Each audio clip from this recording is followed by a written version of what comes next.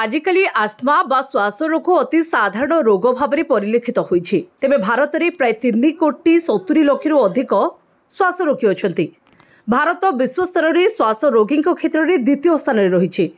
तेबे आस्थमा रोग कौन? आस्थमा हेउछि एक श्वासक्रिया संबंधी रोग जहां साधारण भाव में निश्वास प्रश्वास समस्या बोली कहुए। प्रकृत में फुस्फुस सहित जड़ित एक रोग हेउछि आस्थमा, जो वायुपथ फुली जाए और श्वासक्रिया संक्रमण आरंभ हुए। फलस्वरूप रोगी माने ठीक से निश्वास नहीं पारती ना। तेबे यह कहीं होता है?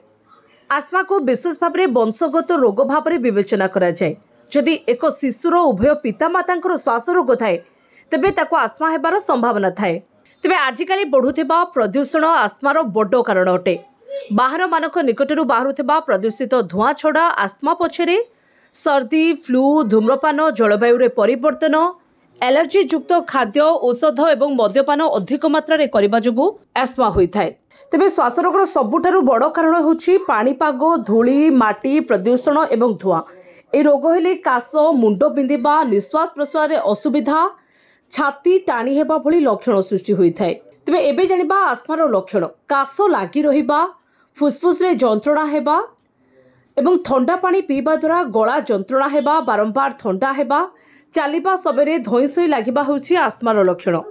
तेबे एबे जानिबा आस्थमारु किभली भाबरे निजको रक्षा करिवे। प्रदूषणरु रक्षा पाइबा पई घर बाहरकु जिबा समय रे मुहरे मास्क लगाइबा।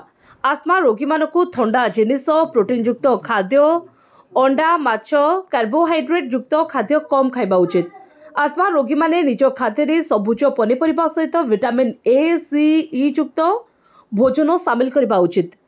सेबले वर्षा ऋतु में आर्द्रता बढ़िबा कारण आस्थमा बाहरिबार अधिक संभावना रही है, जो कारण आपण ध्यान रखिबा जरूरी अटे।